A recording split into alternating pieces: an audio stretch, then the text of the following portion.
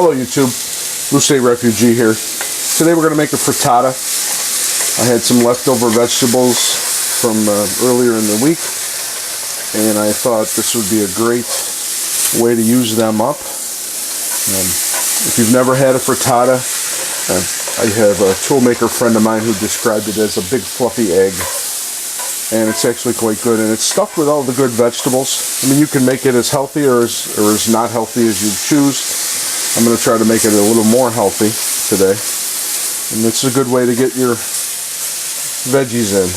Right now I have a whole white onion sauteing in the pan with 12-ounce package of white mushrooms that I just sliced up, cut them in half more or less. And then I just hit it with some kosher salt. Help it sweat out a little bit. This is going to cook down quite a bit. This is one of my favorite pans, cast iron. This is a Lodge. There's a lot of demand for a lot of the older style cast iron pans. You see them on the secondary market going for quite a bit. And there's a reason for that. They're very good. They work well. And if you read some of the history in terms of like Lewis and Clark and the settlers that went out west, the pioneers, one of the things that they coveted most was their cast iron cookware. Not only because it worked, like I said, but it's one of those things, few things that you can't replicate while you're out in the bush. So they coveted these things extremely well. So we have our mushrooms and our onions sweating down, getting that pretty good. We're going to add to that one red bell pepper, 2 jalapenos, and a whole zucchini squash that I quartered. And we're going to get that going. And it's adding some nice color, adding some flavor. With the jalapenos, adding a little heat. I took most of the seeds out, so it's not going to be really super hot, but it'll be a little bit zippy. And I like the red peppers because they add a splash of color. And again, we're going to keep sauteing this down till it... We don't want the vegetables, really mushy. I like them to be a little bit al dente. So after we're done sauteing the veggies, we're going to then pour over what's called a Royale, I believe. It's basically, we're going to use 6 eggs, and it's made for the most part with cream and or half and half, and it's quite tasty. But I'm trying something different today. I'm actually going to use it with instead of the cream or the half and half, I'm going to substitute coconut milk. So now I'm really thinking what I'm going to use for seasoning for this, and because it is an Italian dish, I think I'm going to go with some Italian seasonings that I should have up in my spice cabinet. And I have some oregano.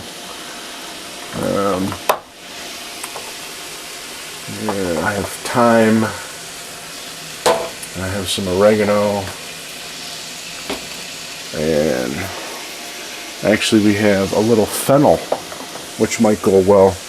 Give it kind of a little licoricey flavor. And then we'll use some of this California style garlic pepper. It is unbelievably good. I saw it was in my local market. It was clearanced, so I picked it up. And some parsley flakes. We'll put that in there as well. And it was surprisingly good on a lot of things. I actually like it on eggs. And the nice thing is it doesn't contain any salt, so if you're trying to watch your salt, you can control your salt via not putting it in at all or putting it in a lighter amount in. So as you see, this is starting to get cooked down. I'm actually going to bump the heat up on the pan just a touch. We're at right about where the medium high and the high line separate. So we're going to let this go. And oh, by the way, I forgot to tell you, I've got the oven preheating to 350 degrees. So this is a 2-part technique in terms of cooking. We're going to do the first part of the sauteing and everything on the stovetop, Then we're going to add the Royale, and we're going to leave it on the stovetop till we start to see the edges get a little firm.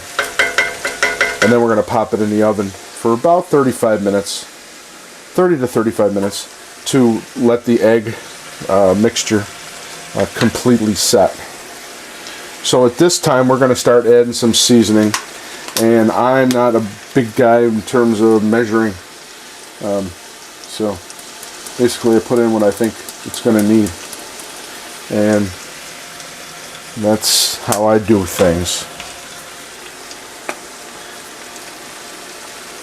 It's probably why I'm not a good baker, because baking is baking is basically chemistry, and you need to follow the instructions in a proper manner to get the results.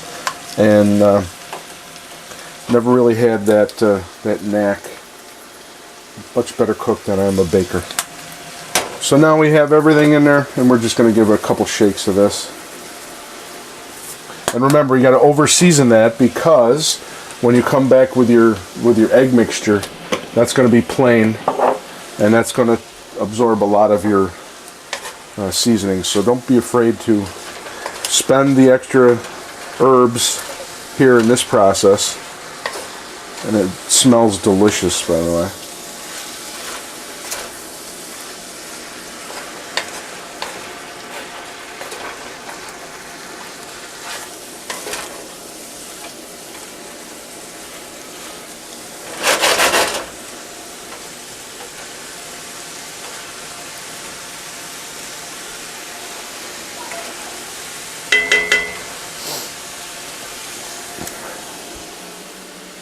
Now we have our bacon. We cooked this off a little earlier. We're just gonna, this is all cooled so I can touch it with my hands. I'm just gonna get this into the pan and mix this around and see how it looks in terms of the level on the pan, because I have some additional cauliflower and broccoli that was sauteed up earlier, and I may or may not use that depending on how this looks. So let me give my hands a little rinse.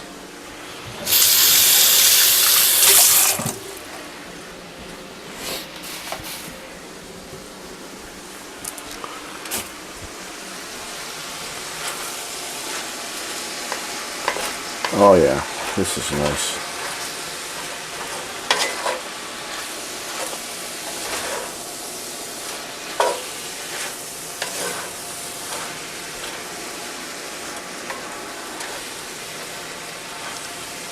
I don't think I'm going to add the extra vegetables in. I think we're just going to go ahead and mix up the Royale. And to do that, I find that one of my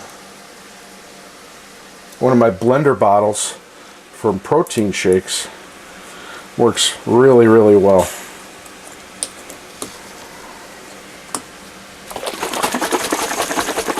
So we got to mix up this coconut milk. Give it a little shake, shake, shake. And that looks good. And we're going to add, this is not graduated, we're just going to add probably right to the top of the ball. And that's good. And we'll see how the consistency is. And now we're going to go ahead and add our eggs. In this case, these are believe it or not, organic eggs that I get at my local grocery that are vegetarian fed, and they're really not all that expensive. And I think the quality of these versus the just your regular eggs is, the taste is quite noticeable. So for the extra couple of cents, I think it's worth it. And it not only shows the people that do the market research that there's a demand for these types of products, but it also helps to further more organic things in our supermarkets, hopefully, so that we can all try to make healthy choices. And once we get that in, we'll just shake that bad boy up.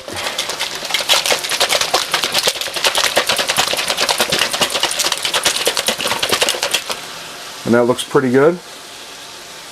And our veggie mix is looking very nice. There's a little bit of moisture in the pan. It's not as tight as I would like. So what we're going to do is we're going to try to get rid of a little bit of that by bringing her up and letting some of that come off.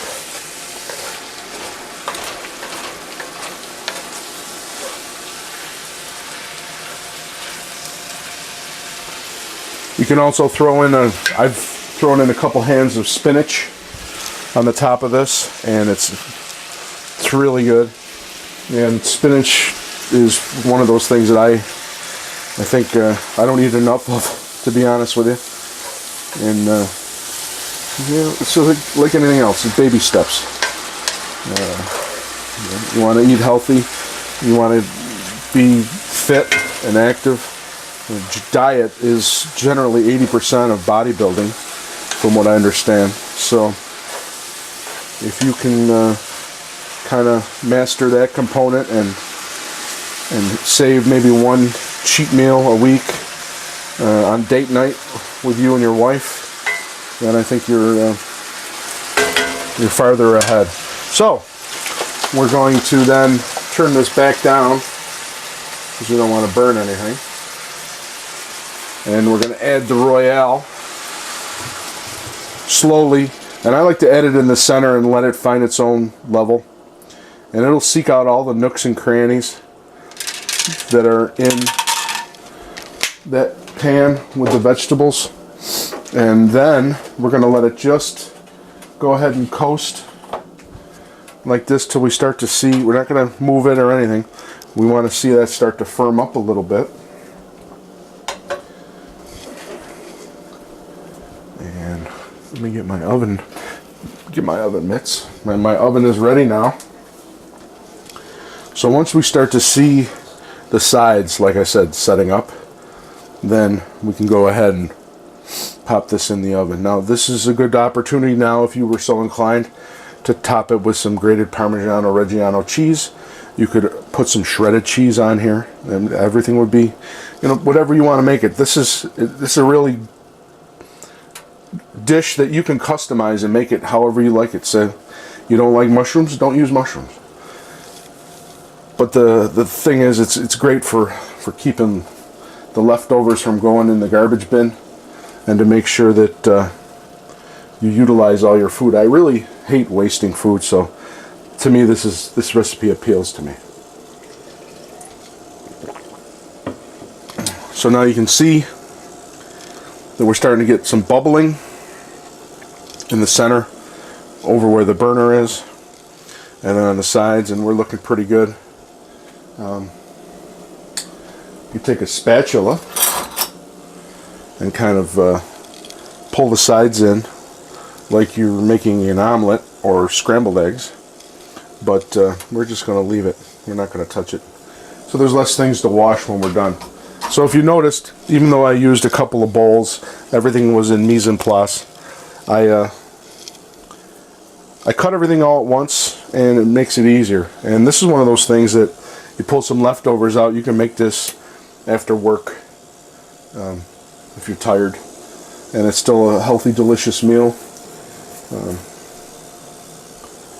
So right now, what I'm going to do is I'm going to pop this in the oven, and we're going to come back, and after the timer goes off, and we'll take a look at it. All right, we'll see you in a bit. Hello, YouTube. Welcome back. The frittata's done. Let me turn the oven off. That was about 30 minutes at 350 degrees. And oh my goodness, that looks so delicious. And there it is, bubbling hot.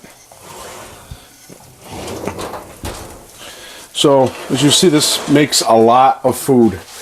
You probably get at least 6, maybe 8 servings out of there, depending on how hungry you are. Like I said, I'm going to let this cool.